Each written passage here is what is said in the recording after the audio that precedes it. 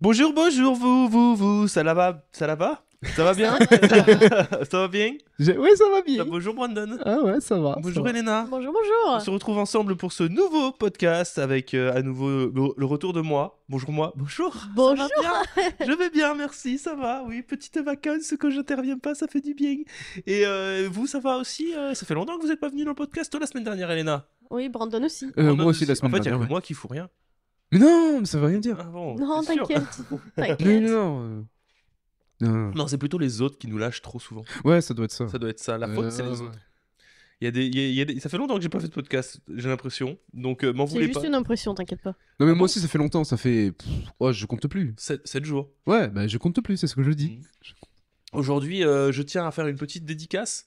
À remercier du coup Red Alert, le podcast de Third Edition qui nous a cité en des Oui. termes plutôt bien élogieux. Donc bah merci beaucoup, ça fait super plaisir. Merci. Vous êtes des amours, merci. Même si pour être tout à fait honnête, on m'avait identifié sur le Discord pour me dire qu'on avait été cité Complimenté. et complimenté. Je vous avoue, j'ai eu du mal à l'écouter parce que c'est le genre de choses, j'ai du mal à écouter. Ça, T'as du mal à accepter des compliments, toi. j'ai du mal à accepter. D'habitude, on me casse la gueule, donc tu vois, quand on me dit que ça va, j'ai pas l'habitude. Je suis un peu Perceval, tu vois. Oh. Je me suis mis dans la boucle où j'étais con. Et c'est pas vrai. C'est pas vrai. Bref, merci en tout cas beaucoup au podcast Red Alert. Je vous invite à aller écouter leur podcast, évidemment, à eux aussi. Ils font un podcast qui est de qualité, mais enfin, Third Edition, si vous les connaissez pas, c'est aussi des livres. Voilà, c'est encore Oui. un autre niveau. On va pas s'en cacher, qui sont très très utiles pour la plupart des créateurs de contenu qui vont lire ce qu'ils ont pu écrire et puis voir comment est-ce qu'ils ont pu agencer toutes ces idées-là, quoi. Bon, bref. Tout à fait. Merci à vous pour votre travail, ça fait super plaisir. Là, tu es en train de te faire agresser par un chien indirect. Je me fais agresser par Vanny, ouais, qui a décidé de me lécher les doigts et de répandre tous ses poils sur mon pantalon noir. J'en ai marre, Vanny, tu m'énerves. Dès qu'on a dit on commence le podcast, Vanny, elle est venue. Parce qu'elle veut participer. Tu Elle veux dire t'a quelque chose? aggro. Vanny, à toi. Freestyle. Elle a léché le... Voilà. Elle a fait des bisous au micro. Bisous Très au bien. micro, merci beaucoup. On va peut-être commencer déjà par faire un petit bilan de ce qu'on a fait sur ces derniers temps, sur les différents canaux. Faisons ça. J'ai cru comprendre que Sword Edition avait du mal à comprendre le délire autour de Singe Pourpre. Oui, pourquoi ça s'appelle Singe Il n'y a Pourpre? pas de délire, je voulais un nom. C'est- C'était un animal totem du moment, il faut pas chercher plus loin. On D'accord. sait pas non plus nous-mêmes J'aime d'où les il est singes. sorti. J'aime bien la couleur pourpre. C'est un singe pourpre. Faut Ah. pas chercher. Et je voulais quelque chose de différent d'Iconoclast pour pas le marketer de la même manière parce que Il voulait pas faire de chaîne Iconoclast 2. c'est un projet à part en fait. C'est juste ça. C'est juste que c'est un projet à part. Donc qui dit projet à part dit nomination différente. C'est tout. Du coup, on est un petit peu caché quand même. Et du coup, on est complètement caché, mais On c'est est pas grave. underground. Moi, c'est une situation qui me convient et c'est ce qui me permet à côté, tu vois, de prendre le genre de décision comme être irrégulier et faire des actus à rebrousse-poil ou pas du tout de jeu à date d'embargo. Ouais, faire des singeries, tout ça. Après, je me permets quand même de faire des streams sur des jeux qui vont sortir, tu vois. Genre là, dernièrement, j'ai fait une petite découverte de Clair Obscur Expédition 33. Oh là là. Donc le jeu qui te permet d'aller explorer la Gironde de fond en comble, Goûter oui, la bassin. route des vins. du bassin d'Arcachon à Saint-Émilion. Ouais. Vraiment très, très belle Terre et mer, les huîtres into vin rouge en passant par évidemment le confit de canard et les anguilles. et la Garonne. Et la Garonne, évidemment, de tout temps, et la toque cuivrée. Bon, et ça va trop loin. Ouais, le pâté, les rillettes, tout ça. T'as là ça. Bah, du coup, j'ai profité pour mettre en avant Singe Pourpre tout de suite. Donc, on n'a pas fait beaucoup de vidéos ces derniers temps, mais ça va revenir. J'ai retrouvé un setup Oui. particulier pour que ça revienne. Mais j'ai streamé. Et Oui. on a streamé de manière générale. On a fait le récap de Mario Kart World la dernière Oui. fois. Tous les Oui, Vous l'avez j'étais avec cité. toi, oui. Quand on a tourné la dernière fois le podcast, on a dit en fait ça va sortir, mais nous on n'est pas au courant encore de ce qui était dit parce qu'on a tourné avant. On vous fera un petit récap dans les news de ce qu'on a pensé de ce direct-là. Oui. On vous en parlera. Mais on a aussi streamé l'annonce du remaster d'Oblivion qui était intéressante parce que c'était une sorte de mini-documentaire sur comment est-ce que chez Bethesda, en tout cas, ils percevaient leur propre création. Oui. Oblivion, c'était cool. Tout ça pour Shadow Drop. On y reviendra dans les news aussi. Et voilà, j'ai fait une petite découverte des 2 premières heures de Clair Obscur Expédition 33. Au bout de 29 minutes, s'il y a des gens qui veulent avoir le timecode, à 29 minutes, je pleure. Voilà. Ça m'a beaucoup touché. Toi, Ah oui. c'est à 29 minutes. Moi, à 29 minutes, je pleure déjà 2 fois. Ah, c'est un jeu très très fort. Hein. Et sinon, sur Iconoclast, une vidéo qui est sortie, c'est Les jeux vidéo meurent. J'ai toujours voulu titrer une vidéo comme ça. Les jeux vidéo meurent. Malheureusement, on peut pas avoir Les le jeux vidéo, ils son vont mourir, oui. dans Oui. la lecture de titre. Oui, Ça serait incroyable comme concept, ça, en vrai. Non, si, en vrai. La lecture de titre. Et mais automatique. du coup, c'est plutôt une vidéo qui est autour de la question de la préservation du jeu vidéo, parce que s'ils sont en train de mourir, la question et de disparaître, la question sous-jacente, c'est évidemment la question de la préservation. Donc, je me suis amusé à tirer, on va dire, les différents moyens de préserver le jeu vidéo qui s'offrent à nous de manière un petit peu brute. Alors, j'ai vu des commentaires qui ont pu être hyper intéressants pour critiquer un petit peu mon approche, qui est une approche de la préservation vis-à-vis de l'accessibilité et pas tant du matériel en tant que tel. Bon, techniquement, sur le matériel, tout ce qui est manuel, etc., la préservation idéale, ça reste le musée. Et encore, il n'y a pas que le musée. La Hein. bibliothèque. Internet Archive Oui. est très fort pour ça. Et si vous ne le saviez pas, vous pouvez retrouver l'essentiel des manuels en anglais. Malheureusement, en anglais, c'est plus compliqué de mettre la main sur des manuels francophones. Oui. Mais si au moins les manuels en anglais de vieux jeunesse, etc., vous les avez de très très bonne qualité avec des gens qui photocopient ça, enfin qui scannent ça dans une définition très élevée. Vous pouvez les retrouver sur Internet Archive. J'en profite du coup pour dire qu'Internet Archive, via Wayback Machine et tout ça, c'est le genre de sites qui sont en danger actuellement à cause de l'administration Trump, qui est tout le temps sur leur dos actuellement pour rendre des comptes et verrouiller un petit peu l'histoire d'Internet, parce que ça va au-delà du jeu vidéo. Internet Archive, c'est la préservation d'Internet. Il y a tout de Internet manière dedans. générale. Ah oui, c'est vraiment. Mais voilà, c'est vrai que j'aurais peut-être dû parler peut-être un peu plus en détail de ce côté de la préservation. Maintenant, après, moi, je fais aussi le choix, et je l'explique dans la vidéo, pour moi, la préservation du jeu vidéo, c'est pas simplement le matériel, même si ça en fait partie, c'est aussi et surtout entretenir la mémoire. Et entretenir la mémoire de ces jeux, c'est compliqué de systématiquement avoir le contexte des jeux. Avoir au moins l'accessibilité des jeux, c'est déjà une bonne chose. J'ai pas cité non plus Abandonware. J'aurais peut-être dû au moins vous dire pourquoi est-ce que je ne parle pas d'Abandonware. Je trouve que c'est très bien. Le travail qui est fait par ces personnes-là est très très cool. Cela dit, d'un point de vue purement légal, je préfère, on va dire, la clarté de solutions d'émulation. Au moins tu sais dans quoi tu mets les pieds dans l'émulation et Évidemment. que c'est partiellement illégal, que cette espèce de flou dans lequel se positionnent la plupart des trucs Abandonware, dans lequel on te dit c'est des jeux qui sont abandonnés par leurs éditeurs et leurs développeurs. Les gars, j'ai quand même vu Metal Gear Solid 1 PC sur le site Abandonware. Metal Gear Solid 1, je suis moyennement convaincu qu'il soit abandonné, tu vois. Il n'y a pas que ça, il y a aussi par exemple Diablo 2 aussi. Hmm. Même en fait, Mmh. je dis Diablo 2, mais il y a les deux premiers Diablo. Et généralement aussi le problème, avec des très gros guillemets, c'est que pour lancer généralement ces jeux, parce que même si c'est des versions PC, tu vas pas vraiment pouvoir les lancer sur des machines récentes, Hmm. parce que ils ont été pensés pour être lancés justement sur par exemple du Windows 95, 98, bref. Et dès que tu essayes de le relancer, ton ordinateur va pas vraiment comprendre parce que c'est géré avec des vieux pilotes. Faut utiliser des machines virtuelles, ce qu'on appelle, Voilà. pour simuler le comportement des vieux PC. Et je me dis, tout le monde ne peut pas forcément avoir la connaissance d'utiliser une machine virtuelle.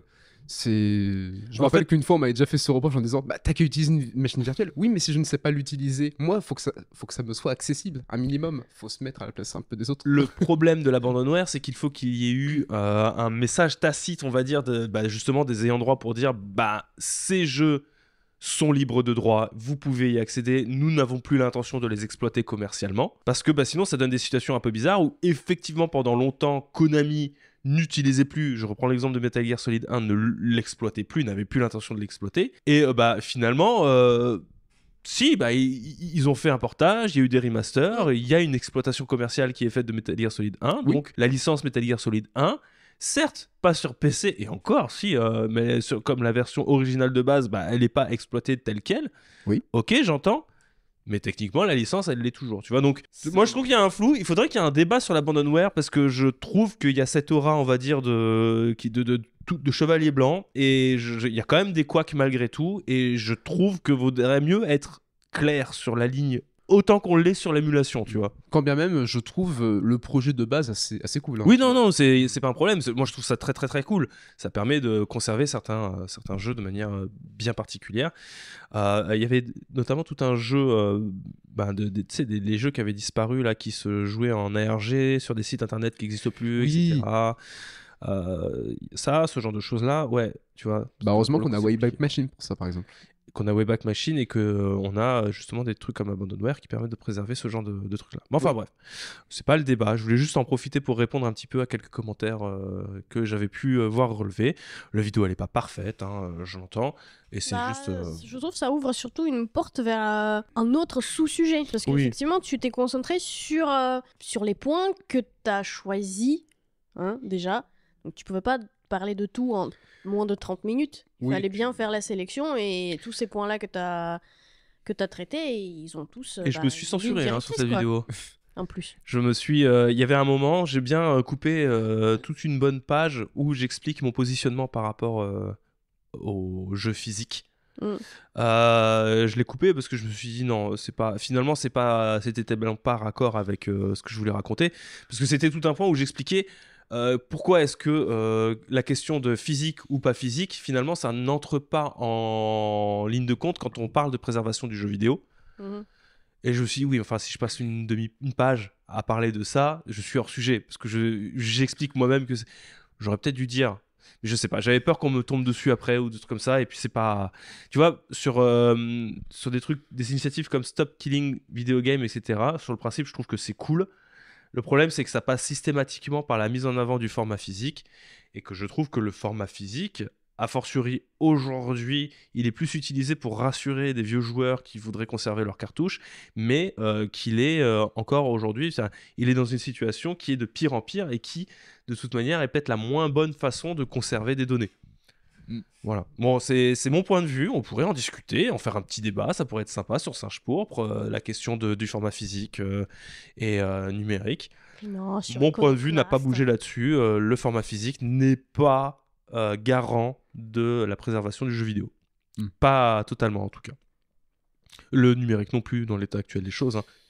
Si on le part en fait, il n'y a aucun des deux mondes qui n'est bon. Hein. Et l'un n'est pas meilleur que l'autre si on se place du point de vue uniquement légal de la chose. Voilà. Bien sûr. Bref, je vais pas m'étendre, j'ai beaucoup parlé. Je vais peut-être vous rappeler que si vous voulez pouvoir discuter de tout ça, on a un Patreon qui vous permet d'accéder à un Discord, Red Calamar contre 3 € par mois, le coût d'un café très cher en terrasse à Paris. D'ailleurs, je confirme, on a été chercher dans Clair Obscur Expédition 33 si on trouvait des terrasses avec des anciens prix. Non, on n'a pas trouvé. Mais... Du coup, voilà, si vous voulez nous soutenir financièrement, c'est par là-bas que ça se passe et vous pourrez accéder à un Discord dans lequel tout se fait dans la bonne ambiance et où ça discute tout le temps. Merci à tous de m'avoir écouté jusque-là. On va peut-être pouvoir passer aux actualités si vous voulez bien. J'ai failli croire que tu vas dire à la semaine prochaine. Et ben, allez, bisous. Allez, ciao.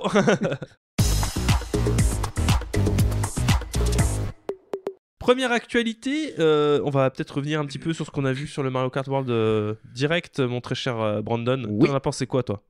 Alors, je peux être très très sincère. Vas-y. Hein. Je trouve qu'avoir consacré un direct pour Mario Kart World, en tout cas dans l'état actuel de la manière dont il nous a été présenté, n'a pas servi à grand-chose. Pourquoi ? Justement, beaucoup de choses qui nous avaient déjà été plus ou moins présentées lors de la vidéo de présentation de la Nintendo Switch 2, parce qu'il y avait bien eu déjà bien 5-6 bonnes minutes qui lui étaient consacrées, et il y avait eu justement ensuite l'annonce il y aura un direct sur Mario Kart World parce qu'on ne vous a pas tout dit. Et bien justement, on ne vous a pas tout dit, en fait si, tout ce que vous nous avez présenté nous avait été déjà plus ou moins dit, plus ou moins indiqué. J'aimerais ajouter, certains vont me dire, il y avait quelques petites mécaniques. Effectivement, notamment cette mécanique qui a été montrée, je peux en parler, celle qui te permet de rembobiner. Ah oui. Il y a eu cette mécanique-là, effectivement. Là, on venait effectivement de l'apprendre. Le rembobinage, c'est du coup la technique qui te permet à toi Oui. Donc à toi quand tu joues de rembobiner de quelques secondes en arrière pour par exemple esquiver un obstacle ou refaire ton action. Sauf que c'est que toi qui es rembobiné. Les autres joueurs en piste, ils continuent à avancer. Donc d'accord, tu esquives par exemple ton problème que tu as vu en jeu, mais tu prends aussi quelques secondes de retard par rapport aux autres. Voilà, Donc, tu as une conséquence, ce qui est, je trouve, un très bon outil par exemple pour les speedrunners, par exemple. Mais il y a aussi eu quelques tenues qui ont été présentées, quelques personnages. Mais dans sa globalité, j'ai pas eu vraiment l'impression qu'on nous présentait quelque chose de nouveau, si ce n'est que c'était juste une grosse bande d'annonce de 15 minutes, comme par exemple, ils auraient pu faire une bande d'annonce de 6-9 minutes pour présenter le prochain Zelda, tu vois. Généralement, ils font plutôt... Nintendo a plus tendance à faire, tu sais, je sais pas si tu vois ce que je veux dire, les grosses bandes d'annonce pour présenter le jeu au complet, et en disant, vous le découvrirez par vous-même à la sortie du jeu. Ben, il aurait suffi de faire la même chose, et là, j'ai trouvé le direct un petit peu, excusez-moi du terme, mais inutile. Voilà pour mon avis. Et toi, qu'est-ce que tu en as pensé? Moi, je t'avoue que je suis un peu sur cette même ligne-là. Après, j'essaye de prendre un petit peu de recul et de me dire, c'est parce qu'on est un peu au courant de comment est-ce que ça se passe, etc. Dans les faits, ce Mario Kart World, ce qui est un peu frustrant, c'est que il avait été présenté comme étant le direct qui allait justifier les 90 € de ticket d'entrée. Oui, aussi. Et techniquement, il le fait, mais il le fait en finalement en n'étant qu'un condensé de toutes les informations qu'on avait déjà eues pendant les Treehouse qui ont succédé à la présentation de la Switch 2. Oui. Et on savait tout ce qui allait être présenté. Nous, on avait une attente d'avoir peut-être un One More Thing ou une feature qui allait vraiment expliquer pourquoi ça coûte 90 balles, parce que de tout ce qui avait été présenté pendant le Treehouse, ça n'avait pas forcément convaincu sur l'augmentation tarifaire de ce jeu spécifiquement. Alors oui, il y a des centaines de points P à aller récupérer. Oui, il y a plein de tenues à débloquer avec les espèces de trucs, enfin les bouffes que tu vas pouvoir récupérer. Dans les le environnements, monde ouais. ouvert à Le monde explorer ouvert à façon Grand explorer, Turismo. voilà, Oui. façon Forza Horizon à... Non, ouais, Forza De Horizon. crew. Ouais, Forza. Ouais, aussi Ou The The Crew, un Crew, petit tu vois. peu. Non, mais d'accord, ok, tout ça. Mais on l'avait vu dans le Treehouse, et c'est le problème. Mm. Maintenant, là où je veux prendre un petit peu de recul, c'est en me disant, bon, moi, je suis sur ma faim parce que j'ai vu les Treehouse. C'est le genre de Nintendo Direct qui ne s'adresse peut-être pas aux personnes qui ont vu les Nintendo Treehouse, tu vois. J'imagine. Oui, effectivement. clairement. Pour eux, tu vois, pour ces personnes-là, c'était un direct qu'on va dire peut-être satisfaisant qui permet d'avoir l'essentiel des informations sur le jeu. Maintenant, à savoir si tout ça, ça justifie l'augmentation tarifaire. Moi, je me pose des questions parce que le fait de voir un peu plus en profondeur les courses, les modes de jeu, les explorations, moi, j'ai surtout vu des circuits qui étaient hyper larges et très droits. C'est vrai que tu m'as fait la réflexion Ouais. durant le direct. C'est dingue à quel point ils sont larges. Et sur le coup, je me dis, oh, peut-être pas. Et puis, ça avance. Je regarde petit à petit tous les circuits, je me dis, et il a raison. En fait, il y a de la place vraiment pour tout le monde. Parce qu'on pourra jouer jusqu'à 24. Mhm. Effectivement, je dirais qu'il faut de la place, mais je sais pas, peut-être réadapter les terrains au fur et à mesure de la... Compliqué de réadapter les terrains, hein, mais... Enfin, je ne sais pas. Éventuellement justifier ça par leur inspiration, parce que je dirais que ce Mario Kart, il est inspiré de l'exploration des États-Unis. Les Oui. États-Unis, c'est grand, c'est large et les routes sont droites. Je sais pas, c'est plutôt une question du nombre de concurrents qu'il y a sur le terrain. 24 joueurs, encore une fois, il faut du monde pour les placer. Le problème, après, encore une fois, c'est qu'on est sur un jeu de course. Et dans le jeu de course, ce qui va être intéressant, c'est pas forcément de pouvoir envoyer des bananes ou des carapaces aux adversaires. Ça va être surtout de pouvoir maîtriser les tracés. Oui, ça, Si c'est les sûr. tracés sont droits, de la maîtrise va pas y en avoir. Alors, je vais tempérer mes propres propos en disant quand même, peut-être que ce qu'ils veulent vraiment jouer, c'est sur la mécanique de saut chargé et le grind que tu peux faire sur comme un skateboard sur les rambardes, ou le fait de pouvoir faire des wall jump avec ton kart pour pouvoir, on va dire, apporter de la verticalité que finalement on aura perdu avec depuis Mario Kart 8 avec le système de gravité, parce que ça on n'en a plus. C'est vrai, ouais. Cela dit, je suis quand même un petit peu mitigé, tu vois. J'ai conservé ma précommande, je l'ai pas annulée, de toute manière ce sera avec ma Switch, donc Et en plus, voilà. tu l'as pour moins cher. oui, mais je t'avoue que pour le moment, je suis un petit peu circonspect sur ce qui a été présenté à titre personnel. Je pense que ça va être très sympa, mais probablement un petit peu hors sujet avec l'esprit Mario Kart. ça aussi, ça me fait un petit peu peur. N'est pas Horizon qui veut. Il y a des mécaniques intéressantes. Ça paraît d'être une évolution logique de Mario Kart. Parce que pourquoi pas. Cela dit, moi je suis quand même très inquiet. Parce qu'en termes de tracé, c'était déjà un problème de Mario Kart 8 qui était pas droit, mais qui avait des gros circuits. Oui.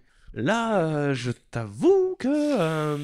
Non, mais je vois ce que tu veux dire. Surtout que il y a eu aussi des moments dans le direct où, par exemple, tu en parlais justement des points P qui permettaient de débloquer des sortes de défis. Alors, c'était aussi intéressant si t'aimes bien un petit peu l'exploration et tout. Et il y a eu ce fameux mais où est la route arc-en-ciel? Et puis, c'est ce moment où tu te dis, ah, on va peut-être avoir un petit peu des révélations. C'est, eh ben non, vous le saurez lorsque le jeu sortira. Je dis, bon, vous aurez pu teaser quelque chose, nous faire attendre. En fait, je sais pas. Je m'attendais à rêver un petit peu avec ce direct. Et en fait, bah, j'en suis juste ressorti avec. Bah, j'ai pas plus d'infos que je n'en avais déjà. Je l'aurais pas regardé, je pense que ça aurait pas changé ta vie. ça aurait pas changé ma vie. Mais écoutez, moi je vais rajouter quand même, comme toujours, ma petite pièce de gaming Oui. familial, gaming large public, extrêmement large public. Je vais partir du principe que Nintendo savent ce qu'ils font. S'ils veulent s'adresser et prendre encore et toujours cette niche de on s'adresse au public de tous les âges, de toute expérience, de tout type, je sais pas moi, de quantité de jeux qu'ils font, etc. Ben, Mario Kart World, ça va être pour ces gens-là. C'est-à-dire pour ceux qui ne jouent pas souvent, qui ne jouent pas à des gros jeux, ce qu'on peut sous-entendre sous le signe de gros jeux, et qui ne jouent pas au blockbuster, qui utilisent maintenant le jeu vidéo comme un passe-temps familial, Oui. comme un, je sais pas moi, une passerelle intergénérationnelle. Donc peut-être que c'est un jeu qui va pouvoir encore répondre aux gens qui cherchent du vrai défi et qui vont pouvoir faire de la course, etc., etc. Mais à mon avis, ça va être surtout un jeu qui va pouvoir plus ou moins satisfaire tout le monde sans pousser la barre trop haut. Donc, pour que tout le monde puisse s'amuser, pour que les gens de plusieurs générations puissent s'amuser en même temps, parce qu'ils ont montré quand même l'assistance directionnelle encore et encore. Oui. Ça, il y a des gens qui n'aiment pas ça. Il y a des gens qui trouvent que ça sert pas à grand chose de le montrer comme ça dans le direct. Mais finalement, s'ils cherchent les familles, s'ils cherchent des gens qui ne savent pas jouer à Mario Kart, c'est ça qu'il faut montrer. Je suis d'accord avec toi, c'est bien au moins de montrer qu'il reste une certaine forme d'accessibilité qui, des fois, on peut passer à côté de l'accessibilité. Ils vont peut-être nous donner des circuits plus coriaces plus tard. Hein. Oui. C'est tout ce qu'on peut souhaiter en tout cas. Ouais, ok. Après, je vous avoue que moi, faire un jeu avec autant de contenu et des circuits systématiquement très plats, et enfin très droits surtout, bon, si je dois attendre 30 heures pour m'amuser, c'est la même rengaine, hein, ça va être non, quoi, tu vois. Oui, effectivement. Attendre un an pour s'amuser, oui. J'ai déjà assez donné avec Mario Kart, avec Mario Tennis Aces et Mario Striker Football, là, c'est bon. Ah non, me parle pas de Aces, s'il te plaît. Je pleure déjà assez. Tu veux pas main la vache? Non, la vache ne sera pas suffisante, désolé. En plus, la vache, elle a pas de costume. C'est triste. Elle a pas besoin de costume. Occasion manquée. Ah si. Ah si. Ils auraient pu lui mettre un petit chapeau de campagnard, ça aurait été incroyable. Une petite couronne de fleurs. Oui. Bref, la news qui suit parle du Shadow Drop d'Oblivion Remastered, qui était pas attendu. Si, j'étais complètement attendu. On vous a prévenu. On en avait parlé plein de fois. On a suivi ça du coup en stream avec Elena. Est-ce que tu veux nous parler un petit peu de cette révélation? Comment est-ce que ça s'est passé? Je vous ai prévenu la semaine dernière. Je vous ai dit qu'il va être Shadow Drop. Je vous ai dit que je l'attends. Il est arrivé. Nostradamus. Voilà. Zéro surprise. Zéro surprise. Très contente qu'on a fait quand même le stream pour regarder tout ça en direct, et c'était un vrai très sympa. Moi, ce qui m'a bien plu... La forme était cool. Ouais, c'était vraiment une sorte de documentaire qu'ils nous ont présenté. Donc, vous pouvez aller voir sur la chaîne Singe Pourpre, évidemment, la rediff, elle est disponible si vous voulez toutes les infos, et si vous n'avez pas encore vu.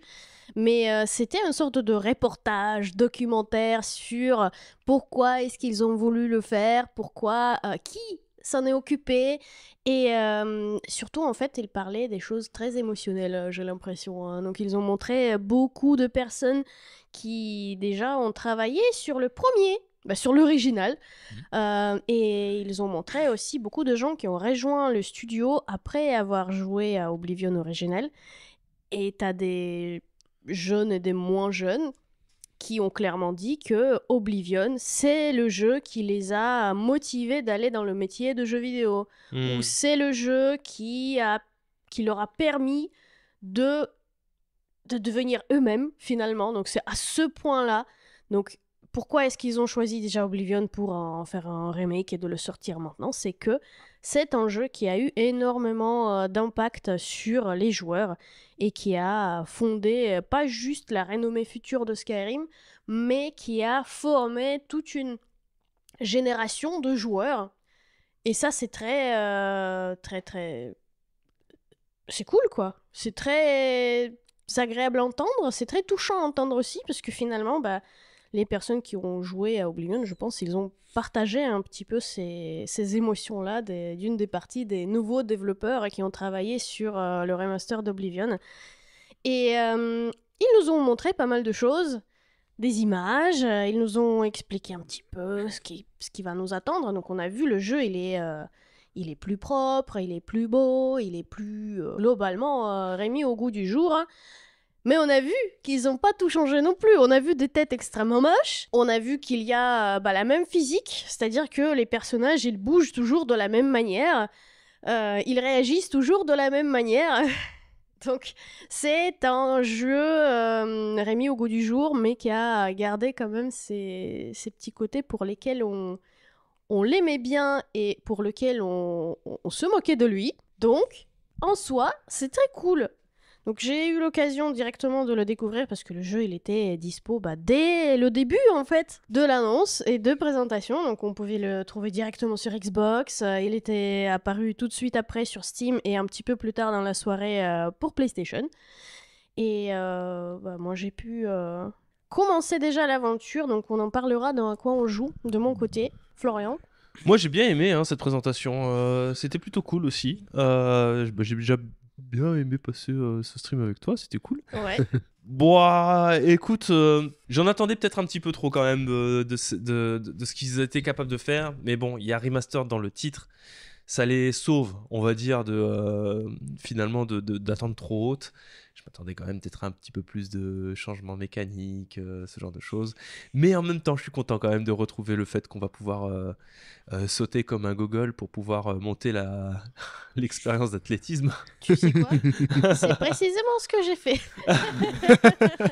Donc bon, malheureusement, moi j'ai pas pu encore mettre mes mains dessus parce que moi j'étais occupé à jouer à Clair Obscur Expédition 33, mais c'est le prochain que je vais faire après, tu vois. Donc je suis déjà condamné, on va dire, et content aussi que ça a été finalement Shadow Drop, même si je suis un peu mécontent que ça fasse de l'ombre marketing à Clair Obscur aussi. Là à côté. oui, je suis un petit peu déçue pour cette histoire-là pour Clair Obscur parce que moi aussi je l'attendais beaucoup ce jeu. Ouais. Et en soi, heureusement, du coup, qu'ils n'ont pas fait de toute une communication autour, qu'ils n'ont pas fait grimper la hype ou quoi que ce soit. Il est juste Shadow Drop. Et en soi, on en parlera après dans quoi on joue, mais... Je trouve la tarification honnête aussi. Oui, pour le coup, oui. Même si je sais que ça râle, etc. Bon. Oui, mais... Le seul truc que j'aime pas, c'est l'absence de VF. Donc ça, par contre, je trouve que c'est un peu inadmissible. Surtout qu'ils ont jamais fait que récupérer les voix anglaises originales. Ah ouais, c'est pas ils ont pas fait un redoublage. Non, c'est le doublage original. Alors, ils ont modifié la lip sync pour que ce soit un petit peu plus naturel, mais bon, le jeu, il était même à la base, il était tellement cassé sur la lip sync que même si tu essayes de faire j'ai vu les là, c'était un petit peu cassé sur la lip sync. Qu'est-ce qui les aurait empêchés de récupérer la VF pour le faire? Bon, j'entends encore une fois qu'il y a des gens qui s'en foutent, que la VO était de toute manière bien supérieure à la VF, qui était un peu... Je crois qu'il y avait 4 doubleurs en tout pour faire toutes les voix d'Oblivion. Mais ça fait partie un petit peu des souvenirs que tu as, des souvenirs d'enfance que tu peux avoir. quand t'as joué, enfin dans Force de... Moi, c'était Plus ou moins. Moi, j'étais ado quand c'est sorti, j'avais 16 ans quand Oblivion est sorti. Mais ça fait partie de mes souvenirs. Et surtout, en termes d'accessibilité, moi j'ai vu des commentaires très pertinents parce que j'ai déjà fait un short sur l'absence de VF sur Iconoclast. Si t'es dyslexique ou que t'as des troubles pour pouvoir suivre ce qui se passe à l'écran, lire des sous-titres, c'est jamais quelque chose d'idéal. C'est mieux quand tu as... Et pour un jeu de cette envergure fait par Microsoft, c'est pas un petit artisan Microsoft, hein. Oui. Qu'est-ce qui nous aurait empêché ? Je comprends qu'il doit y avoir des histoires de droit, faut demander de l'autorisation de doubleurs, que peut-être dans le lot il y en a qui sont décédés. Oh, c'est Microsoft, qu'est-ce qui les empêche de le faire, tu vois ? Bah, faites de nouveaux doubleurs. C'est au dommage, pire, ça gâche un peu la fête, tu vois. Ou Mais bon. peut-être, peut-on imaginer, il y aura une nouvelle, une mise à jour qui va un jour dropper en mode, bon bah, vous avez maintenant la VF pour, on je sais peut pas, espérer, mais bon. pour la France, l'Espagne ou d'autres pays aussi qui ont bénéficié d'un doublage local, Bon, en tout enfin, cas sur le territoire. c'est pas dramatique. On va peut-être passer à la suite du trailer qui a été annoncé il y a pas si longtemps que ça. Trailer surprise pour Ghost of Yotei avec une date de sortie qui a été annoncée. Donc on a vu un trailer dans lequel on voit l'héroïne du jeu qui s'appelle Atsu, qui veut se venger d'un cartel de 6 membres qui ont assassiné sa famille et qui l'ont laissée pour morte. On voit le thème du jeu, Oui. on voit des jolis décors, Oui. on voit des animations qui tabassent, on entend des voix aussi de qualité pour le doublage. Tout ça, ça donne méga envie. Ça arrivera le 2 octobre 2025, donc finalement pas si loin que ça, ce qui fait aussi méga plaisir. Et il faut Et une retenir édition- que les précommandes vont être ouvertes en mois de mai. Donc Ouais. c'est vraiment très très bientôt, le 2 mai je crois, les précommandes. Hein. Et notamment une précommande pour une version collector, super chère, qui, comme d'habitude avec Sony PlayStation, ne contient pas la version physique du jeu, mais une version numérique, un code à activer. Voilà. Vous avez évidemment du contenu deluxe, numérique évidemment, mais il arrive avec son petit masque. Comme le premier qui avait son petit masque. Ouais. Donc moi, super chaud, hein, évidemment. J'avais adoré Ghost of Tsushima. Je me lancerai corps et âme dans Ghost of Tsushima avec plaisir. Toi aussi ? Ghost of Tsushima, je dis ça, mais c'est qu'une information. L'as-tu sur PS4 ? Je l'ai sur PS4.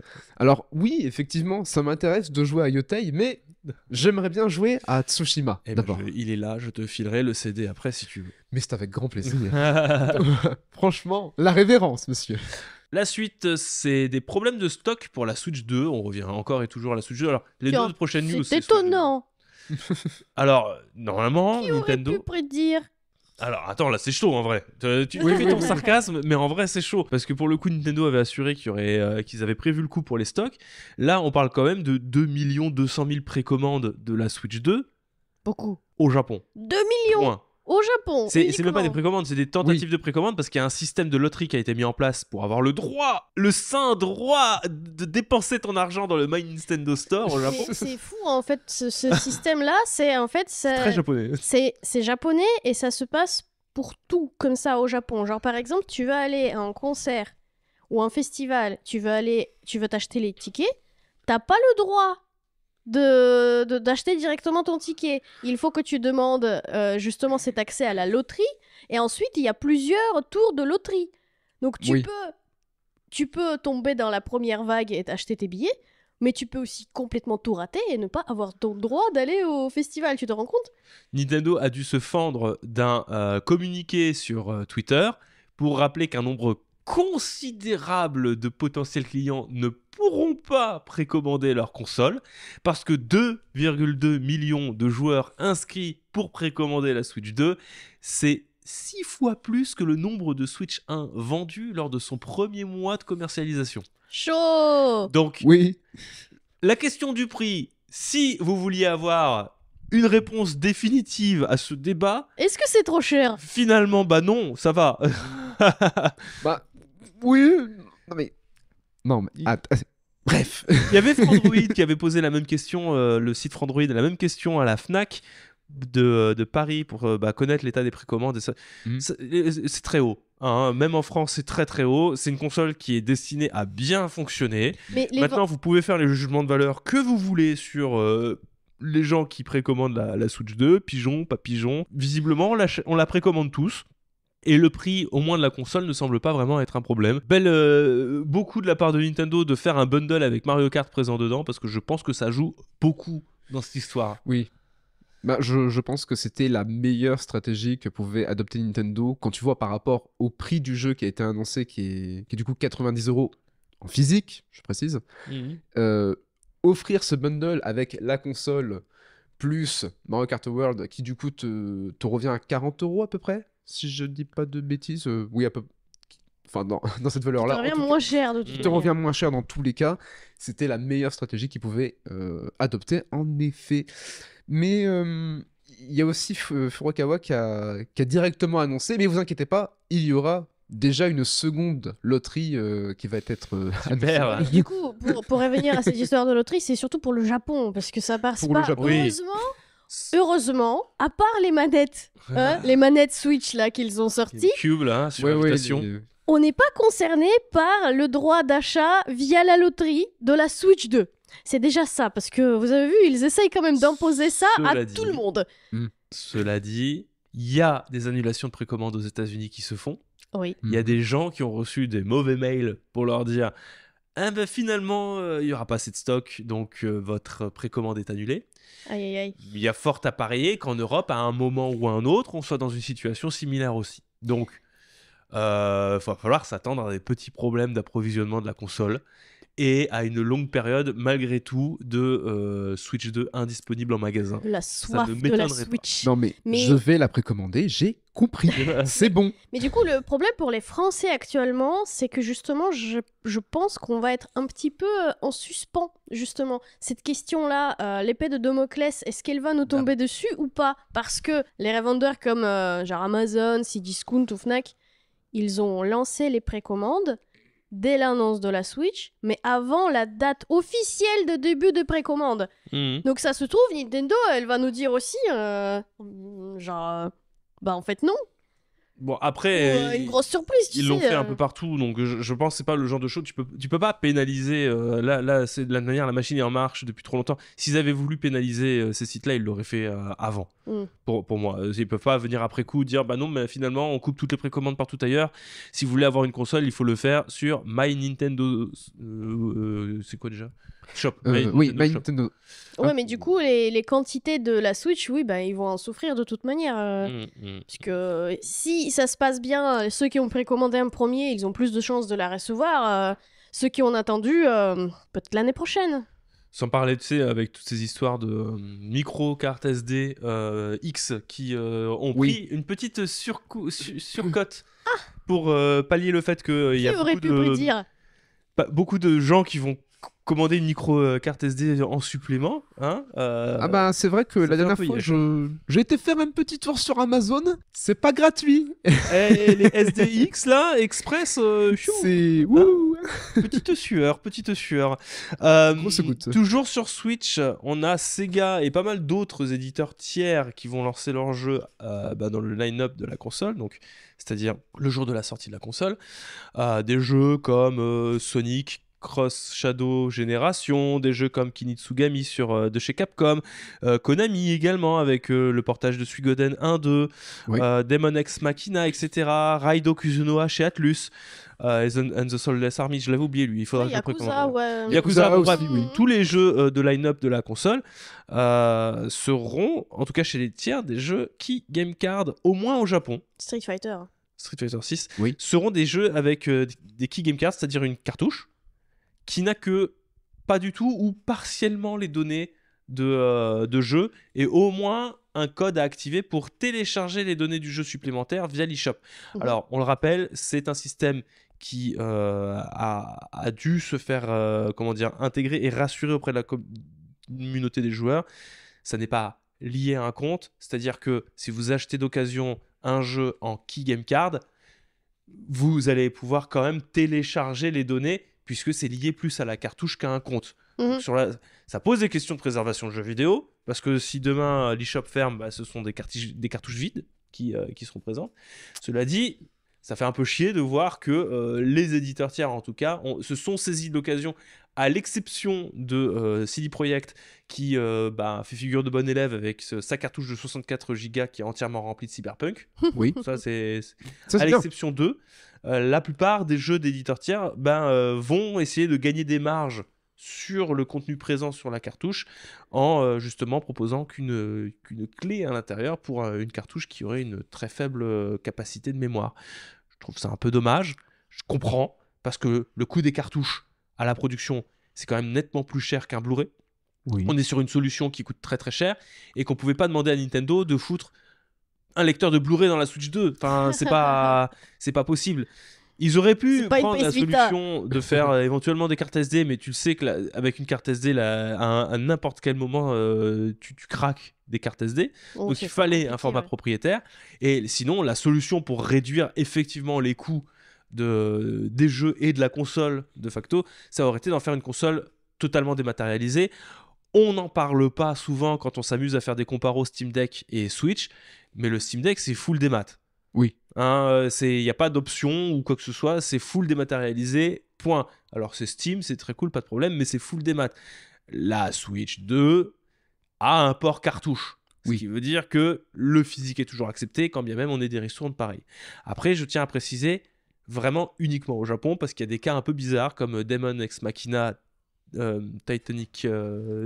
Titanic Sion, donc le Oui. prochain Daemon Ex Machina qui va sortir sur Switch 2, qui est en Game Key Card au Japon, mais est en jeu totalement présent sur cartouche en Europe. Oui, Pour donc une là, raison, c'est vraiment pour l'archipel nippon. Je comprends pas pourquoi. Voilà. Peut-être pour des raisons de localisation, je pourrais pas vous expliquer. Personne ne sait pourquoi c'est le cas. Mais bon, ça fait un peu chier, quoi. Ça fait un peu chier, mais après, encore une fois, là, c'est uniquement pour la liste de jeux qui ont été, mais montrés. Voilà, c'est la majorité des jeux éditeurs tiers. voilà. C'est pas que pour... Non, c'est la majorité des jeux d'éditeurs tiers. C'est-à-dire qu'actuellement, il n'y a presque que Nintendo et du coup CD Projekt qui proposent de mettre l'entièreté du jeu sur une cartouche. Très bien. C'est pour ça aussi que le prix du physique a un coût supplémentaire par rapport au dématérialisé. Ah oui. C'est que moi je comprends qu'on soit révolté de l'augmentation tarifaire, mais d'un côté, si tu réfléchis un petit peu, je suis pas en train d'excuser, mais c'est compréhensible. Une cartouche propriétaire avec des taux de transfert rapides pour pouvoir faire toutes les technologies de la Switch 2, téléchargement rapide des zones, chargement rapide, etc. Ça coûte plus cher. Alors peut-être pas beaucoup à l'échelle d'une production industrielle, mais quand tu es une société qui fait attention à ses marges, ça compte par rapport à la concurrence où justement le format physique coûte moins cher et où de toute manière c'est le format numérique qui prend le pas un petit peu partout, donc tu peux facilement éponger. Voilà, De toute manière, le physique a toujours été un luxe, en quelque sorte. Ça devient de plus en plus un luxe, ouais. Mais Oui, c'est un peu dommage. Bon. Là, pour faire un petit comparo vite fait, c'est comme si tu prends par exemple, pour les amateurs de films qui aiment bien avoir le bon film en 4K et tout, Ouais. quand tu vas faire l'achat d'une édition spéciale qui a été faite d'un film qui à la base était en streaming, puis ensuite l'importer en version physique, effectivement, le prix va pas être le même que sur le service de streaming où tu avais un catalogue beaucoup plus large. Mais là, je m'éloigne un petit peu du sujet. Bref, c'est pénible, mais on n'y peut pas grand-chose. Voilà. Mais écoutez, on a fait le tour des actualités qu'on voulait parler. On va peut-être pouvoir passer à quoi on a joué ces derniers temps. Oui. Bon, à quoi on a joué? Brandon, t'as fait quoi, toi, ces derniers temps? Moi, ces depuis derniers la semaine temps... dernière, en fait. Moi, ces derniers temps, j'ai joué à Astrobot. Ah, le GOTY 2024. Ah, le robot cul As Robot Non, But, c'est pas pareil. Ah. Ce serait sinon Astrobot. As Robot. Ah Le robot cul. Pardon. Non, c'est le cul stellaire. Le cul stellaire. Le cul stellaire. T'es sûr que t'as bien joué au bon jeu? Ah non, j'ai pas joué à Stellar Blade, j'ai vérifié sur la web. Ah. Pourtant, c'est un cul robot, effectivement. Bien vu. Alors, oui, c'est un cul robot, mais c'est pas le même cul. Je t'en prie donc, pas Stellar Blade. Donc, j'ai joué à pas Stellar Blade, mais bien Astrobot. Et, comme l'a précisé Elena, effectivement, le GOTY 2024. Astrobot, superbe. jeu d'aventure, hein, un platformer comme je les aime. Tu sais à quoi ça m'a fait penser en réalité comme vibe?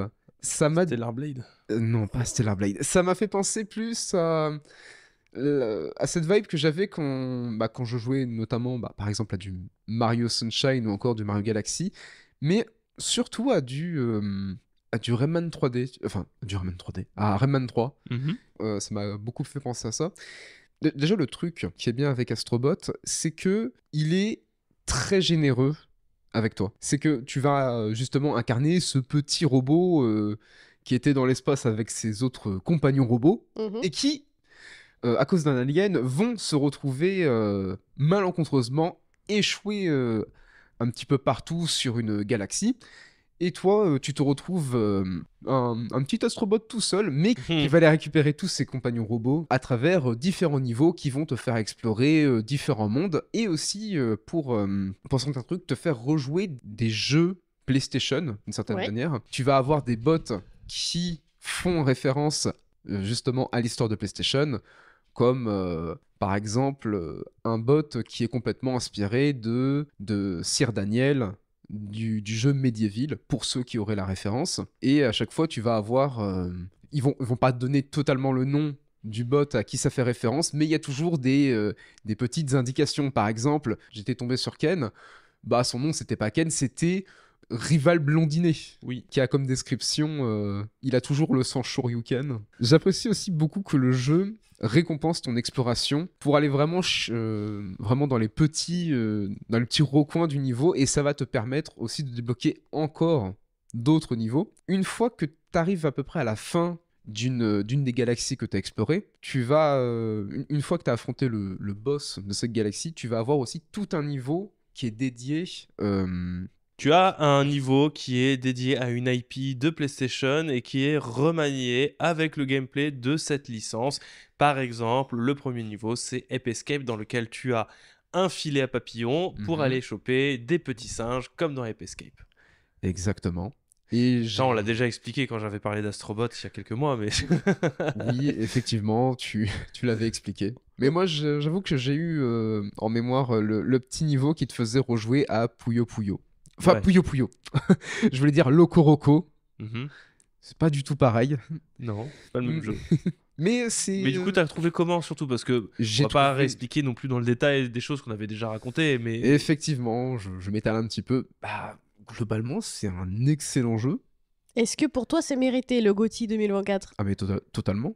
À chaque fois que tu vas lancer un niveau, tu vas découvrir aussi parfois des nouvelles mécaniques qui vont se lancer, et c'est toujours bien d'explorer les niveaux d'une certaine manière, si je puis dire. Ouais. Notamment, par exemple, avec un niveau où tu as un espèce de dogo sac à dos qui va te permettre de pouvoir faire des énormes dashs pour pouvoir envoyer valser les ennemis. Bref, donc il serait en vente tout le temps, chaque nouvel niveau, il t'apporte quelque chose de nouveau. Et puis, mais question, Brandon. Oui. La manette dans tout ça. Parce que, je sais pas si tu t'es rendu compte, mais c'est un des rares jeux de PlayStation qui utilise sa manette avec les vibrations... haptiques, oui. Alors, effectivement, c'était la première fois que je faisais l'expérience du retour haptique.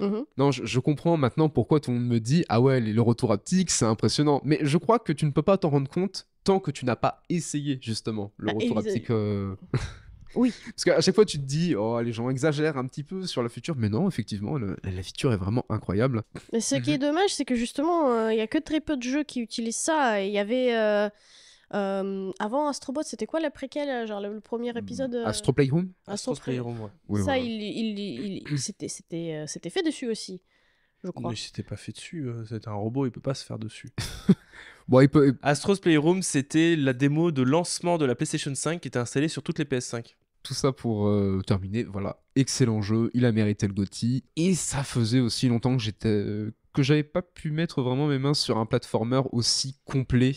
Parce que je crois que là, de mémoire, j'ai pas de platformer 3D qui, vraiment de mémoire récente, qui ont été aussi loin, justement, dans le fait de comment on peut proposer un platformer 3D encore de nos jours par rapport au standard actuel. Parce qu'il faut dire que les platformers 3D, c'est pas le truc à la mode. On n'est plus dans on n'est plus dans le début des années 2000. Et en plus, il est mignon. Oui, et aussi, il a cet avantage d'être un jeu très mignon. Et pour terminer, parce qu'effectivement, tu as déjà beaucoup parlé du jeu, je vais revenir sur une critique que tu lui avais fait, et je crois que je comprends maintenant ce que tu veux dire.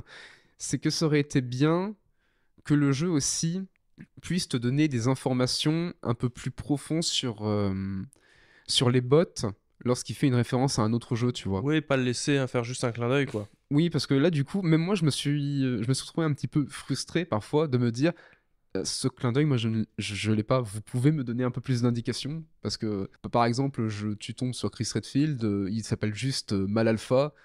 Très bien, il y a la description vis-à-vis du piano. Bon, bref. Il y a des jeux que t'as pas fait. Si t'as pas la ref, voilà, t'auras jamais la ref. Il y a eu des personnages, je savais pas. J'étais en mode, mais PTDR, t'es qui? Qui es-tu? je ne sais pas qui t'es. Et j'avoue que je suis d'accord avec toi, ça aurait été bien d'offrir un petit peu plus d'informations avec une description, et pourquoi pas la possibilité de, je ne sais pas, l'acheter ou de l'essayer sur le catalogue PS Premium. Je sais pas si on peut faire ça. Oui, il y arrivera à un moment ou un autre, mais c'est pas le but de PlayStation de pouvoir mettre en avant des jeux first party dès leur lancement. On est encore dans la fenêtre d'exploitation pleine d'Astrobot, donc moi je dirais il faut attendre encore 1 an ou 2 avant de le voir débarquer sur le catalogue. Voilà. En tout cas, voilà, Astrobot, très bon jeu, des boss. Non, c'est un peu mémorable pour certains boss, assez mémorable. L'utilisation de toutes les mécaniques qui sont utilisées au fur et à mesure de l'aventure sont très bien réutilisées par la suite, avec à chaque fois des sortes de mini-ennemis qui en fait vont se transformer bien plus tard en gigantesques boss, comme là je pense par exemple au caméléon, où justement tu vas avoir cette mécanique d'arrêt du temps, et beaucoup plus tard tu vas retomber sur un boss caméléon et tu vas devoir réutiliser la mécanique d'arrêt du temps pour pouvoir mieux gérer le boss. Voilà, c'est globalement tout ce que j'ai à dire sur le jeu. C'était, encore une fois, une zinzinade, comme Moi, on j'ai le dit vu dans le que jargon. les enfants sont accros à ce jeu. Ouais, je comprends. Bah, c'est très mignon, c'est très kawaii, donc je peux tout à fait comprendre. Donc voilà ce dont à quoi j'ai joué cette semaine. Et toi, mon cher Florian, à quoi as-tu joué? Oula, moi ces derniers temps, j'en avais déjà parlé, je me suis relancé dans Dark Souls. Je crois que j'en avais parlé dans la précédente fois que je suis parti dans le podcast ou pas? Voyons voir. Bon, c'est pas grave. Toujours est-il que moi, ce que j'ai fait, c'est que j'ai terminé Dark Souls. C'est la première fois que je le finis. Bravo. Le jeu est sorti en 2011. Mhm. Il a bientôt 15 ans l'année prochaine. Donc là, bon, là, il a 14 ans. Et je l'ai relancé mais tellement de fois, sur tellement de supports. Je l'avais essayé sur PS3, je l'avais essayé sur PS4, je l'avais essayé sur Switch, je l'avais essayé sur PC. Et à chaque fois, en fait, il y a un truc qui passait pas. Il y a un moment où je lâchais l'affaire, trop dur, et surtout, il m'impressionnait. C'est-à-dire, c'est un jeu qui, systématiquement, quand j'étais face à un boss, il me faisait peur. Oui. Et il y a un truc que je comprenais pas non plus dans, comment dire, dans le rythme. Je comprenais pas non plus dans sa manière de jouer, sa musique de gameplay. Et il y a un truc que j'ai pas saisi. Et là, je sais pas, j'ai lancé le jeu sur PlayStation 5. Il était en 60 FPS. J'ai cherché absolument à pouvoir y jouer avec le moins de latence possible. Alors j'ai regardé des tutos pour aller dans les menus Bluetooth de la manette PS5, pour que quand je le branche à la console, il puisse ne plus avoir de latence. Et j'ai été voir plein de gens parler de leur build, qu'est-ce qui pourrait être le plus optimal. Évidemment que c'était la pyromancie, pour pas changer, mais dans quoi augmenter quoi, où aller chercher quoi, machin, tout ça. Et d'un coup, d'un seul, je sais pas ce qui s'est passé, mais j'ai trouvé le jeu terriblement lent. Mais genre vraiment, je me suis senti la plupart du temps comme Quicksilver quand, tu sais, dans la scène de Oui. X-Men, où je voyais tous les patterns des monstres. Et je dis, là, il va faire ça. Ah, bon, bah, on va bouger. Je courais même pas. On va se mettre sur le côté, on va attendre qu'il tape, on va mettre 2 coups, on va s'éloigner. Et ça a été ça sur tous les boss, même sur des boss que je n'avais jamais vus, ou sur des boss qui étaient difficiles. Je pense à la gargouille, Ouais. les 2 gargouilles au tout début pour Ouais, aller je vois tout activer à les fait ce que cloches. tu veux dire, oui. Même elles, je les ai trouvées, mais même à 2, elles sont pas menaçantes, tu vois.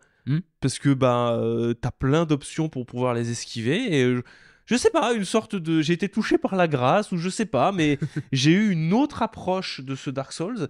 Et je me suis concentré plus sur l'exploration et sur comment est-ce que les ennemis essaient de te tendre des embuscades, etc. Et je vais pas dire que je l'ai trouvé facile, mais je l'ai trouvé beaucoup plus accessible pour moi qu'à une époque. Et c'est passé tout seul. Alors, j'ai vaincu les gargouilles, j'ai vaincu Quelaag, j'ai réussi à faire toute la forteresse de Sen. Même la forteresse de Sen, je l'ai pas trouvée si dure, je l'ai pas trouvée si longue. Il y a pas tant que ça de choses qui se passent dans la forteresse de Sen. Et si tu meurs, c'est pas grave. La mort, ça arrive. C'est comme ça. Et c'était une erreur de ma part. Anor Londo est incroyable. C'est magnifique. Magnifique cité. Même Ornstein et Smoke, je les ai pas trouvés si difficiles. Enfin, t'en élimines un. Le deuxième, il faut faire un petit peu plus attention. Il est en mode géant. J'ai pas rencontré de difficultés particulières. J'ai réussi à lire tous les patterns. Et je crois que là, pour le coup, c'est mon expérience sur Metroid Prime qui a le plus parlé. J'ai très vite compris le monde, comment est-ce qu'il était construit. J'ai très vite compris toutes les interconnexions qu'il y avait dans le monde, et j'ai trouvé que c'était un game design merveilleux, un level design, pardon, merveilleux et bien agencé. J'ai compris le génie de Dark Souls à ce moment-là. Malheureusement, après Ornstein et Smooth, c'est vraiment bien devenu de la merde. Tu vois le mème du cheval là, tu sais, c'est une image d'un cheval. Oui, je vois. T'as le cul qui est bien dessiné en feu là, et puis petit à petit, ça devient un cheval vraiment très mal dessiné, oui. Par un enfant, tu vois. Et c'est complètement Dark Souls. À ce point. Dès que Ornstein et Smooth sont battus, tu vas aller voir un des serpents. T'es pas obligé, tu peux aller voir un autre serpent si tu vas aller directement tuer Sif et récupérer le serment d'Astorias pour aller dans les abysses et vaincre les 4 rois. Mais moi, j'ai fait la voie standard, on va dire. J'ai parlé à un des serpents. J'ai remis le calice royal et j'ai fait la voie standard pour aller battre Gwen sur cette première partie. Et à partir du moment où tu es sur ce monde-là, le jeu est nettement moins bon. Et je dirais que la nouvelle Londo, ça va, parce que c'est une zone qui est encore interconnectée. Tu peux accéder, par exemple, à la base ville quand tu fais éjecter toute l'eau qu'il y a via la vallée des Drakes. Du coup, ça donne de la cohérence à ce monde-là. J'ai trouvé ça intéressant, quand bien même le boss, les 4 rois, soit nul. C'est nul. Ah, tu vois rien. Il faut tuer vite les boss parce que sinon il y en a 4 et c'est ingérable. Bon. D'accord, admettons. Pourquoi pas. Sif, ça va. Sif, dans mes souvenirs, il était plus compliqué. Mais si tu restes dans ses pattes, c'est pas un danger. Bon, bref. Ça a été. Par contre, dès que j'ai commencé à aller ailleurs, pour aller tuer d'autres boss, je penserais notamment... que je dise pas de bêtises, il y avait qui d'autre comme boss j'avais été tuer Priscilla. Priscilla, ça a été l'espèce de dragon. Putain, j'ai un trou de mémoire, c'est malin. Oui, les catacombes. C'est pas dingue, les catacombes. C'est pas marrant. Les catacombes en elles-mêmes sont pas drôles. Le tombeau des gens, c'est pas drôle. Parce que c'est très linéaire d'un coup. Et sur toute la fin, c'est tout noir. Ah, si t'as pas de tête qui illumine des trucs, tu vas rien voir. Et tu vas tomber dans le vide. Et c'est ta seule manière de mourir. C'est-à-dire qu'il va falloir que tu regardes bien où tu mettes les pieds, sinon tu meurs. Mais voilà, c'est gratuit. C'est d'accord, le jeu, c'est pas sympa.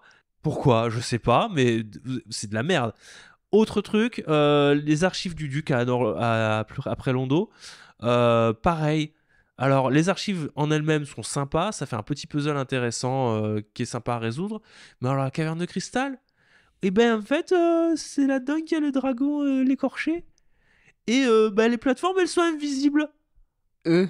Donc, faut mettre des petits cailloux dessus si tu veux savoir où faut aller. Ou alors, faut regarder l'espèce de neige qui tombe dessus pour savoir où marcher. Sinon, tu tombes dans le vide et t'es mort. Mais pourquoi vous avez fait ça ? C'est débile. Enfin, c'est pas drôle. Oui, c'est pas bien construit, c'est pas bien fait. Surtout que t'es obligé de passer systématiquement par là si tu meurs contre l'écorché. Mais bon, non, c'était nul, mais c'était nul. Et alors, le summum de la nullité, c'est toute la zone après Quelaag. Ysalight l'a perdu. Il y a de la lave partout. La lave, ça brûle, mais ça brûle très très vite. Et il y a un moment, il faut marcher sur la lave, mais pour marcher sur la lave, il faut aller tuer un boss et il faut lui couper la queue. Si tu lui coupes pas la queue, t'auras jamais l'anneau qui te permet de résister à la lave. Oui. Mais alors tu peux tuer le boss Oui. et ne jamais lui couper la queue. Ah d'accord, faut précisément... Faut lui couper la queue. Mais tu peux tuer le boss sans lui couper la queue et ne jamais avoir cet anneau. Si t'as pas cet anneau, tu ne peux pas marcher sur la lave et ça va être une galère innommable de te déplacer dans Ysalill l'a perdu. Et sur cette lave, il y a des dinosaures, des culs de T-Rex. C'est des sortes de zombies, c'est juste le cul. Et la zone, ça consiste à avoir une grande étendue de lave et à dire eh ben je vais mettre 12 T-Rex. Voilà, il y a juste 12 T-Rex dans la lave qui attendent. Ah, bravo, c'est malin. 12 fesses de T-Rex. Mais tu veux c'est pas dire. le pire. Le pire, c'est le boss de cette zone-là. Celui sur lequel tu vas aller récupérer son âme. C'est le foyer du chaos. Et on m'en avait parlé. Quentin m'avait prévenu. Il m'avait dit, à ce moment-là, quand je suis tombé sur le foyer du chaos, plus jamais je refais Dark Souls. Plus jamais je ne refais ce jeu. Ce sont les mots de Quentin. La prochaine fois, vous pourrez lui demander, il vous répétera la même chose. Et je comprends. Parce que c'est le pire boss de jeu vidéo que j'ai jamais vu de ma vie. C'est de la merde. D'accord. C'est une mouche de merde qui est dans un arbre et qui t'attaque. Tu dois aller de chaque côté de l'arbre pour aller taper sur une des runes de protection pour avoir accès à la mouche de merde au centre. Donc il faut rune 1, rune 2, tu vas au centre, tu tapes la mouche en un coup, elle est morte. Tu m'as l'air bien énervé. Mais quand tu casses une rune, Oui. à un moment il s'énerve, il casse le sol. Et tu sais pas pourquoi d'un coup le sol il se dérobe sous tes pieds, t'es mort. Il t'a pas tapé, c'est juste le sol, tu tombes dans le vide. C'est pas tu tombes sur une zone en contrebas, tu prends un peu de dégâts, ça va être chiant de remonter. Non, c'est tu tombes, tu meurs. Pourquoi? Il te tape, il te fait pas mal, il te fait pas mal quand il te tape, mais il te pousse dans le vide. Fils de pute. Fils de pute, c'est... Pourquoi vous avez fait ça? Toutes Ça n'est les pas drôle. émotions. Ce n'est pas dur. Il est pas impressionnant. Il est moche. Par contre, il te tue en te jetant dans le vide. Et s'il continue, il va devenir tout rouge, Florian. Non mais là il a fâché. Pourquoi vous avez... C'est à ce moment-là que le cheval, c'était devenu la tête d'un cheval dessiné par mon fils de 4 ans. C'est à ce moment-là que c'est vraiment devenu de la merde. Et je trouve que Dark Souls, c'est terrible, mais c'est un downfall mais catastrophique du jeu. À partir de la moitié, le jeu passe de excellentissime à mid, puis catastrophique. Mais Et d'ailleurs... le pire dans cette histoire, c'est ce que c'est. Oui. C'est que c'est cette partie-là, la deuxième partie de Dark Souls, qui a servi d'inspiration à l'intégralité des Souls-like qui sont sortis après. Et c'est pour ça que j'aime pas les Souls-like. C'est parce qu'ils se sont inspirés de ces moments frustrants et injustes. Donc maintenant, il sait pourquoi il aime pas les Souls-like. Bon, en tout cas, moi je sais Bravo. pourquoi j'ai Bloodborne. Bloodborne est très bien. C'est une bonne construction. Oui. Mais quelle horreur, je comprends pas pourquoi ils ont fait ça. Ça n'a ni queue ni tête. Je vois Alors, totalement de il y a des l'endroit où gens, tu ils parles. m'ont dit, c'est parce que ils avaient une deadline à respecter, fallait qu'ils sortent le jeu. Du coup, ils ont rushé la fin. Eh ben, mon avis, c'est que quitte à devoir rusher la fin, vous auriez très bien pu couper cette partie. Ça aurait fait un jeu de 15 heures masterclass. Mhm. Il n'y aurait pas eu toute cette partie-là. Vous l'auriez fait en DLC si vous voulez. Pourquoi Mhm. pas. Un petit Oui. pour un, vous se laisser le temps de le terminer. Mais vous auriez pu l'arrêter à Ornstein et Smough. Le jeu, il atteint un pic à ce niveau-là. Vous auriez mis des petits boss secondaires par-ci par-là, genre Sif.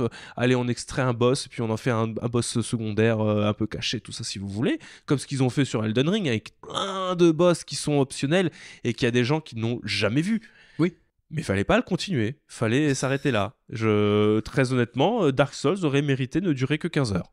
D'accord. Mais moi, alors, vraiment toute petite question. T'as pensé quoi de la verticalité dans le jeu? Est-ce que ça n'a pas été trop un handicap? Parce que j'ai souvenir en tout cas qu'il y avait un côté parfois un peu plateforme qui pouvait s'ajouter au jeu. Idem dans Bloodborne que j'ai fait très récemment. Et je trouve que c'est très frustrant. C'est quoi ton avis sur les platformers dans lesquels tu ne peux pas sauter? Bah, je pense que c'est de la merde. Bah voilà. Voilà. Non, mais en fait, je pourrais détailler, expliquer pourquoi. Mais c'est de la merde en fait. Un platformer dans lequel tu ne peux pas sauter, est-ce qu'il y aurait un intérêt à le faire? Je ne sais pas. Ben, Et pourtant, From Software s'échine à proposer des phases de plateforme dans ses jeux depuis 2011. depuis même avant avec Demon's Souls, il y en avait moins dans Demon's Souls, mais depuis au moins 2011, ils s'échinent à mettre des phases de platformer qui n'ont rien à foutre ici, dans la mesure où ce n'est pas un jeu dans lequel tu peux sauter. Mais la bonne blague aussi, la très bonne blague, dans Elden Ring, tu peux sauter. Oui. Mais il y en a quand même, et ça marche toujours pas. Ça marche toujours pas, faut pas faire ça, les jeux Faut sont pas arrêter. prévus pour ça n'est pas drôle. Alors, il y en a qui disent, oui, tu peux sauter si tu cours très vite et que tu rappuies sur la touche pour pouvoir accélérer et sauter. Non, Non, c'est je nul. suis d'accord. Faut pas faire ça. Arrêtez. C'est une très mauvaise idée. À part ça, je suis content de l'avoir fait. Ça m'a donné envie quand même de faire éventuellement au moins Dark Souls 3. On verra. Je suis réconcilié partiellement avec Dark Souls, mais je suis en colère pour d'autres raisons sur ce jeu-là. Ouais. Sinon, j'ai aussi découvert un peu Clair Obscur Expédition 33. J'ai pleuré au bout de 30 minutes. C'était trop bien. J'ai quand même une remarque à faire sur le jeu. Je sais pas s'il y a des développeurs qui écoutent. Je trouve ça dommage qu'il n'y ait pas d'indice visuel pour pouvoir mieux gérer les parades ou au moins les esquives, parce que les esquives sont censées être plus faciles que les parades. Mais il n'y a pas d'indice visuel pour savoir quand bien parer. Et pour le moment, en tout cas, de ce que j'ai cru comprendre, je ne peux connaître les timings des monstres pour les parer ou les esquiver que si j'ai pris plein de coups dans la figure avant. Et du coup, je trouve ça un peu dommage. Je vous en parlerai un peu plus en détail quand j'aurai avancé. Voilà. Et toi, Elena ? On en a parlé déjà un petit peu au début du podcast, mais moi, du coup, cette semaine, j'ai joué à Oblivion. Voilà. Dès qu'il a été Shadow Drop, j'ai tout de suite lancé le téléchargement, vu que j'avais Game Pass. Donc, hop, petit bouton de téléchargement. Ça a été chargé en 30 minutes. Le soir même, j'étais dans le jeu et j'étais là. Trop cool, trop contente de retrouver Oblivion. Ça fait longtemps. Le créateur de personnages est toujours aussi moche qu'avant. C'est-à-dire que vos personnages, vous pouvez faire tout ce que vous voulez. Jamais ils seront beaux. Comme avant. Comme dans la version originale. Ça m'a fait Ils seront remonter. jamais beaux, mais pour des raisons différentes. En fait, ils sont... Maintenant que le jeu il a reçu une mise à jour graphique, ils sont moches mais en haute définition. Oui, en fait ça m'a fait remonter des souvenirs de moi de l'époque où j'ai découvert Oblivion et je me suis rappelé que j'étais là et je me disais mais waouh, je peux faire mon propre personnage, c'est bien. Mais pourquoi est-ce qu'ils sont tous si moches ? Genre peu importe ce que je fais, ils sont moches. Et c'est... Oh, je sais pas. Je peux pas dire que c'était vraiment une déception, mais il y avait quelque chose là-dedans en mode, bon, ça sert à rien de me buter dessus, il sera moche, tant pis. Et finalement, quand je me suis retrouvée dans le jeu, je me suis dit, finalement, je suis pas différente des autres, ils sont tous moches. Il n'y a pas de personnages qui sont objectivement genre beaux dans Oblivion. Ils sont tous bizarres et moches. Et la preuve, c'est un des personnages qu'on a vu dans les trailers qu'on a vu avec l'annonce de Shadow Drop de Oblivion. Il y avait un elfe, il avait des yeux complètement de travers, tordus dans tous les sens. C'est typical Oblivion. Les yeux qui font en diagonale et qui se disent merde l'une à l'autre. Oui. C'est Oblivion. C'est typical Oblivion et ça c'est très très drôle. Donc qu'est-ce que je peux vous en dire ? Donc déjà, petit récap, j'ai fait entre 6 et 7 heures de jeu. Déjà, ça va. En 2 soirées, c'est pas si C'est mal. pas mal, hein. Pour en parler comme ça, en façon découverte un petit peu plus, on est bon. Donc, Oblivion, même façon remaster, ça reste un Oblivion. C'est-à-dire que vous avez toujours la même histoire, évidemment, ça change pas. Le jeu, il est graphiquement plus propre, plus beau. Il y a des couleurs qui ont été un petit peu modifiées. Genre certains préfèrent toujours malgré tout les versions, les couleurs de la version originale qui étaient des fois peut-être un petit peu plus pétant. Il n'y avait pas cette brume là sur...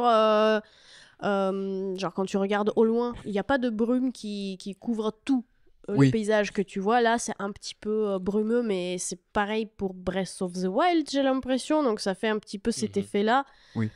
Mais en soi, c'est pas dérangeant. Tu vois quand même très loin. Tu as des beaux paysages d'Oblivion et c'est très agréable. Et évidemment, comme j'ai fait Oblivion à l'époque, il y a plein de souvenirs qui remontent. Je me balade, je me dis ah tiens ça, je me souviens de ça. J'ai déjà fait celui-là. J'ai fait cet endroit-là. Je me souviens que je suis allée par là. Et autant c'est agréable pour moi, autant vous, si vous avez jamais joué à Oblivion, ça change rien pour vous. Ça permet finalement de faire surtout un petit retour sur Oblivion en général. Parce que finalement, ils ont pas modifié tant que ça de choses. Ils ont repris l'Oblivion original et ils ont juste mis un petit peu plus de biscotto dans le jeu. Oui. Le jeu, en fait, il est bien. Hein, il est bien aujourd'hui et il était bien il y a 15 ans, ou plus même. En fait, est-ce qu'il a su conserver son véritable jeu de l'époque? En fait, dans oui, l'Oblivion. c'est-à-dire qu'ils ont pas tout refait de A à Z. Oui. Les personnages, ils marchent toujours aussi bizarrement, voire même un petit peu de façon robotique, comme c'était dans le premier jeu. T'as toujours les mêmes dialogues complètement random qui peuvent se lancer à n'importe quel moment. C'est-à-dire que tu passes à côté des habitants d'un village ou d'une ville et tu les entends parler, avoir une petite discussion. Oui, bonjour, aujourd'hui j'ai mangé beaucoup trop au petit déjeuner. Ah bon, moi non. Bonne journée.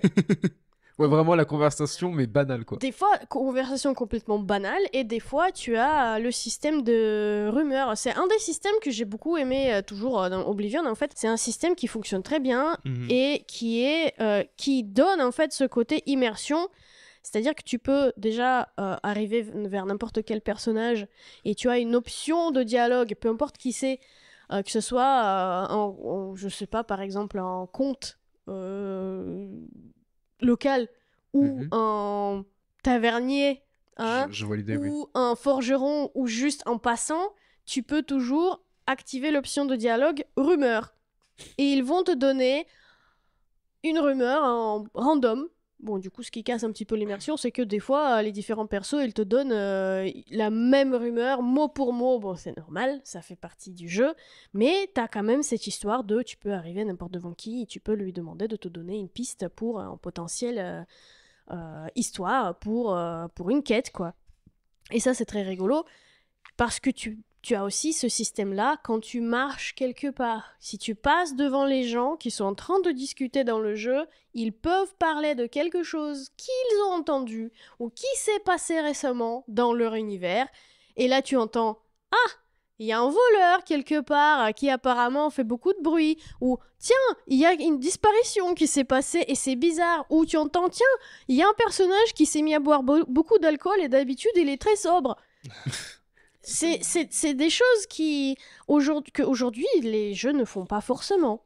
Ouais. Ils font pas forcément discuter tes personnages tout le temps. Les personnages, les PNJ, surtout tout le temps en continu pour te raconter, pas pour te donner des astuces de jeu du style regarde à droite, là il y a une poignée et si tu l'actives, il y a un truc où n'oublie pas que t'as des flèches quand même. Oui. Tu vois. Non, ils te parlent de leur monde du jeu et ça c'est très rigolo et ça me fait du coup pareil, tu vois, ça fait remonter des souvenirs et là tu te dis ouais en vrai c'était sympa quand même. Donc tu pouvais trouver des quêtes et des pistes de jeu pour te trouver ton propre aventure juste en te baladant et en écoutant les gens. Et tu as ce concept-là de tu peux te mettre devant les gens et les écouter. Et ils vont te raconter tout ce qui se passe dans le village ou dans la ville. Et donc, tu peux te faire une liste de 10 milliards de quêtes à faire si vraiment tu as envie.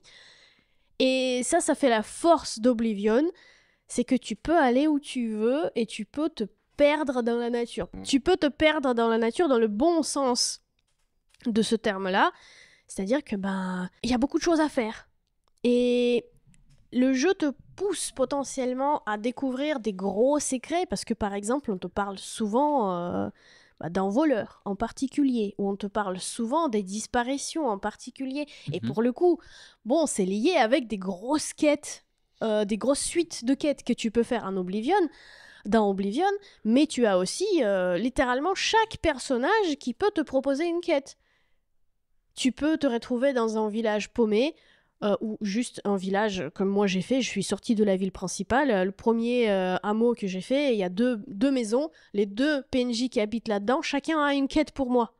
Et c'est des quêtes potentiellement random. Par exemple, il y en a un, il m'a dit « Va pêcher les poissons, j'ai besoin des poissons, mais j'ai besoin d'écailles de poissons pour aller les vendre à un alchimiste. » J'ai dit « D'accord, pas de problème. » L'autre, deuxième PNJ du village, c'est une tavernière. Elle te dit « Moi, j'aimerais bien collectionner des bouteilles de vin. » Très rare, hein, il m'en faut 6, et évidemment, tu peux que tomber par hasard dessus. Mais du coup, tu as rencontré deux PNJ, ils t'ont donné 2 quêtes. C'est des quêtes que tu peux accomplir ou pas. Et puis j'imagine que pour les fameuses écailles de ce poissonnier-là, tu peux les donner à ce pêcheur, parce que en fait, il peut plus pêcher parce que justement, il s'est fait attaquer par ces poissons. Et c'était son gagne-pain parce qu'il devait les vendre. Tu peux les donner, comme ça il les vend. Mais j'imagine que tu peux garder toutes ces écailles et tu peux aller les vendre toi-même et te faire du fric. Donc tu as quand même cette option de RPG, tu décides ce que tu fais avec. Et c'est assez intéressant avec Oblivion, c'est que finalement, c'est un RPG, donc il te propose de jouer un rôle, il te propose de te sentir immergé dans ce qui se passe. Mais ce n'est pas comme dans les jeux les plus récents où l'immersion, ils essaient de la pousser au maximum et ils partent du principe que si tu te sens pas immergé dans le jeu et que si tu ne sens pas de vivre à travers ton avatar, c'est que c'est raté. Donc ils essayent d'établir des relations sociales avec tes compagnons ou avec des PNJ sur place. Ils essayent d'étoffer ça. Ici, tu n'oublies, je crois, jamais que tu joues un jeu. C'est-à-dire que les réponses des PNJ sont souvent très mathématiques. T'as genre 3 options et c'est tout. Tu peux avoir des PNJ qui vont vraiment refuser de te parler si tu n'arrives pas à augmenter tes relations avec eux. Et du coup, tu peux être bloqué par le jeu dans le sens où tu ne comprends pas en fait ce qu'il veut que tu fasses. Et pour le coup, il faut que tu trouves qu'est-ce que le jeu veut me faire faire, tu vois ? Tu dois réfléchir à comment, dans le concept du jeu, tu dois agir pour obtenir un truc. Et ça, c'est pas forcément toujours très, très évident. Il y a un côté très JDR, en fait, dans la façon de fonctionner. Oui, il y a c'est un RPG, bien sûr, mais de la manière dont tu l'as dit, il y a ce côté...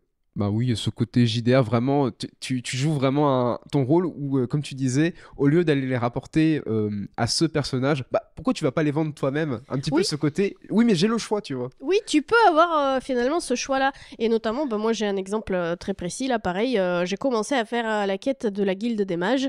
La première quête de Guilde des Mages, tu as une option, c'est-à-dire que tu as 2 personnages à qui tu peux rendre le même objet. Donc tu peux le donner à la guilde des mages ou à la personne qui gêne la guilde des mages. Et c'est toi qui décides. Après, le résultat, il va avec aussi, du coup. Voilà. Mais en 6 heures, qu'est-ce que j'ai fait ?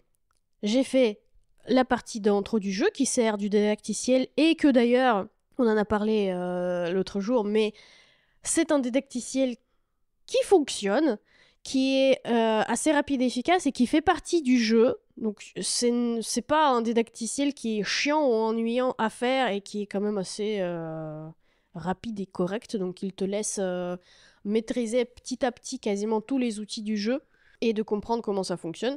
C'est aussi un didacticiel qui te permet de comprendre comment tu préfères jouer, puisqu'il te laisse les libertés de faire un petit peu ce que tu veux, et c'est que à la fin de cette partie-là, une fois que tu te sauves du premier endroit, que tu vas décider, que tu peux décider si tu veux suivre une classe en particulier.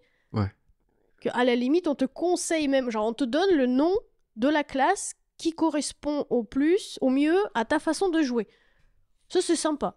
C'est bien. C'est sympa. Ça, c'est probablement... Du coup, c'est bien parce que du coup, ça me donne encore plus envie parce que dans le sens où quand je me lance dans un RPG et qu'on doit choisir une classe, tu vois, j'ai toujours un petit peu du mal en disant ouais, mais est-ce que je vais regretter est-ce que je... Moi, j'ai tendance à toujours partir vers la magie parce que moi, j'aime bien les magiciens. Abracadabra, tout ça. Ouais, abracadabra, les lapins qui sortent du chapeau. et du coup, avec Oblivion, Pardon. T'as beaucoup de classes. Et même par exemple, si tu joues de façon un petit peu plus genre ranger, assassin, machin, tout ça, tu peux avoir 7 ou 8 classes proposées qui jouent avec à peu près les mêmes capacités. Oui. Mais tu peux choisir une qui serait vraiment plus spécialisée dans quelque chose que tu préfères, par exemple. Mais bon, ça c'est qu'en détail. Hein. Donc, je suis sortie de cette première partie, didacticiel, tout ça. Et après, je me suis laissée emporter par le jeu. Donc, j'ai visité un petit peu, j'ai nettoyé quelques ruines qui étaient vraiment littéralement sous mon nez. Donc, le jeu, il t'invite directement à découvrir ce que tu peux faire tout de suite. Et ensuite, je suis partie. Je suis arrivée dans un point important pour la quête principale. Et il y avait une ville à côté, donc je suis partie dans la ville, je me suis perdue un petit peu dans les quêtes qu'il fallait faire dans la ville, je me suis fait embarquer dans justement dans une guilde des mages, donc pour commencer, Et ensuite, je suis partie dans les montagnes, qui étaient encore plus loin, parce que je me suis dit, tiens, j'ai envie d'explorer, parce que c'est sympa. Et le point d'exploration dans Oblivion, il est très intéressant, parce que, par exemple, on dit que oui, genre, Zelda Breath of the Wild, c'était très cool, parce que dès que tu voyais quelque chose, dès que tu voulais observer ce qui se passe autour de toi, tu voyais forcément quelque chose d'intéressant. Mhm. Et tu savais que tu peux y aller, en fait. Tu pouvais accéder en marchant un petit peu, ou en trouvant une solution pour y aller. Oblivion, en fait, c'est la même chose. Tu vois beaucoup de choses autour de toi, tu sais que tu peux y arriver. Tu sais que tu vas pouvoir accéder à tel ou tel endroit. Des fois, il faut chercher un petit peu, mais tu vas y arriver. Et c'est toujours à portée de vue. Et des fois, tu peux marcher et tomber sur un truc que tu n'as jamais vu passer. Par contre, ce sera quand même très intéressant. Des fois, c'est juste des petites ruines à faire nettoyer, quelques petits gobelins à tuer, mais tu auras toujours une petite récompense qui va avec. Et évidemment, tu peux faire tout ce petit donjon, par exemple, en sautant comme en demeurer pour augmenter tes stats d'acrobatie. D'accord. Oui, parce que Stats en d'acrobatie. fait, si tu traverses la map en sautant, tu vas devenir un maître d'acrobatie. Et tu pourras sauter sur l'eau. C'est incroyable. C'est de ça que je parlais quand je disais que tu te sens toujours dans un jeu. Oui. C'est-à-dire que tu peux te battre à main nue sans utiliser des armes, tu vas devenir un maître de combat à main nue, et ça va être comme dans le short d'un Américain qui fait ça, il est à main nue, oh non, évite, parce que du coup avec un seul coup il Noble t'envoie... Knight. voilà, il t'envoie Oh mais non. à 3 milliards de Tous kilomètres. ces points sont sans armes. Explosion. Donc c'est des fois c'est Oblivion, des fois c'est ridicule. Des fois c'est toujours malgré le remaster, ça peut être un petit peu rigide. Mais c'est tout son charme, il est là et c'est toute la capacité de te perdre dans le jeu et donc du coup de faire ton propre aventure et faire ton jeu à ta manière, il est là et c'est un jeu trop cool. Et c'est un bon jeu. Donc, évidemment, si. En vrai, je sais même pas qui aujourd'hui pourrait ne pas aimer Oblivion. Bah, Il y a forcément des gens à qui la recette ne plaît oui, pas. ça plaît pas. Après, ce qui est intéressant, encore une fois, parce que moi j'ai vu que les gens, ils sont souvent inquiets par la façon de faire de genre des Elder Scrolls avec genre les points d'intérêt, machin, tout ça. ouais. Mais il n'y a pas ce système-là façon Ubisoft où tu as vraiment 10 milliards de points d'intérêt tout le temps partout. Oui. Si Je tu vois ce veux que tu ton veux point d'intérêt, il va falloir te le trouver toi-même. Et des fois, tu entends parler de quelque chose intéressant, grosso modo, à faire. Tant que t'as pas cherché, il va pas popper sur ta carte en mode regarde, elle est là. Hein. Parce que t'as entendu quelqu'un en parler, c'est là. Hein. Non, personne ne te montrera où il faut aller. Il va falloir que tu écoutes, que tu cherches, que tu cherches genre des indices ou quoi que ce soit, que tu regardes des fois même juste visuellement, est-ce que ça correspond à des descriptions, et il va falloir trouver toi-même. Mais truc que je vous... par rapport au remaster, est-ce que ça offre justement... Il y a un côté... Est-ce qu'il y a genre un mode en mode c'est dans sa version plus classique ou ça offre une version accessibilité pour les nouveaux joueurs ou pas du tout? Dans le sens, justement, toi tu dois créer ton propre point d'intérêt, mais est-ce que il y a une version qui te permet de... Non. Non, d'accord. Je pensais qu'il y avait genre une version d'accessibilité qui avait été Non. offerte peut-être pour des nouveaux joueurs Non. qui seraient pas habitués à ce genre de jeu, tu vois. Bah non, parce que... Après, c'est très bien aussi. après, Après, en soi, il reste dans son jeu finalement. Oh, Tu le redécouvres tel qu'il a été rendre fait. ça plus accessible, en fait, il est pas difficilement accessible. C'est pas parce qu'il a pas de points d'intérêt qui te pop tout le temps. En fait, je me suis peut-être mal exprimée. C'est évidemment que tu as des... Si tu as une quête active, évidemment qu'on va te montrer... Si tu as activé une quête, on va te montrer par où il faut aller si tu as déjà des indications précises. Oui. Par exemple, avec par exemple la guilde de magie, on te dit, bon, il faut aller dans cet endroit-là pour, par exemple, récupérer un livre de magie. Mhm. Bah oui, la carte, elle va te montrer où aller parce qu'on t'a dit où elle est, où il faut aller. Évidemment. Si on te dit, il faut faire le tour de toutes les guildes de magie de Cyrodiil pour obtenir un nouveau grade, on va te montrer où il faut aller, donc tu seras pas perdu. Ouais. Par contre, si on te dit, j'aimerais bien trouver 6 bouteilles de ce vin extrêmement rare et précieux, on va pas te dire où elles sont. Parce que personne ne sait où elles sont. Oui. Donc c'est ça, en fait, tu vas pas...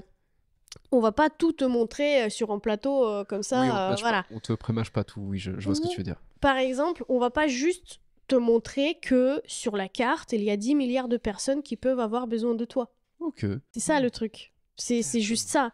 Mais ce qui est important peut-être à préciser, c'est que déjà, tous les DLC du jeu original, ils sont inclus dans la version remaster. C'est-à-dire que il y a des vampires. Je suis tombée sur les vampires dans une de mes parties, hier. Je suis tombée dessus. Je les ai vus. J'ai combattu un vampire. Je me suis barrée le plus vite possible. Parce que je ne suis pas prête d'attraper, de me faire mordre par un vampire et de devenir vampire dès le début de ma partie. Je suis pas prête encore. Désolée. Parce que ça, c'est une option. Tu peux devenir un vampire. Ça fait partie des DLC du jeu. Oui, j'ai appris ça notamment lors que... Ça a son petit charme, mais du coup, j'étais pas prête. Je l'ai vu, je me suis barrée. Puis lui qui me courait derrière en criant « Je veux ton sang, je veux ton sang !» Moi, je fais « Oh mon Dieu !» Oh Laissez-moi. Et du coup, ouais, t'as toujours ces petites phrases lâchées par les gens en mode malfrat, arrête-toi. Donc c'est très drôle. Une chose qu'ils ont quand même repensé, notamment parce qu'il faut le préciser, c'est les points du coup d'expérience que tu gagnes. Avant, il y avait un certain déséquilibre dans les versions originales pour justement gagner les points d'expérience dans les certains domaines. Donc tu peux avoir le personnage complètement déséquilibré justement en augmentant certaines stats et ne pas en augmentant d'autres. Là, c'est un petit peu plus équilibré, tu peux augmenter tout de suite plusieurs branches de compétences. C'est mieux. Voilà. Oui. C'est bien. Disons qu'ils ont corrigé les points les plus gênants. Oui. Voilà, ça a été corrigé. Par contre, oui, Oblivion, il y a toujours son petit jus de des discussions un petit peu pétées des fois, des gens avec des têtes complètement sorties de nulle part, et des fois des quêtes qui sont très jeux vidéo. Donc pour le moment, pour moi, c'est une découverte. Oui. C'est une expérience très sympathique. Clairement, j'ai pas envie de m'arrêter là. J'ai envie de continuer, et ça, c'est déjà sympa. On verra, par contre, si je vais pouvoir le faire pour assurer quand même la suite des podcasts. Voilà. Mais vraiment, c'est agréable de revoir Oblivion et de l'avoir un petit peu dans un meilleur état qu'avant, quoi. Donc c'est bien d'avoir un bon jeu qui ressort et qui offre ce genre d'expérience. Très bien. Merci beaucoup, Elena, pour ce partage d'expérience. Merci à vous d'avoir partagé du coup cette expérience aussi sur du jeu vidéo. Oui. Nous, on se dit à la semaine prochaine. Alors, la semaine prochaine, c'est qui La semaine prochaine, on va avoir Quentin, Victor et Léandre. Très bien. C'est parfait. Merci beaucoup et passez du bon temps sur des jeux vidéo. Bisous, bisous. À la prochaine. Ciao. Bisous.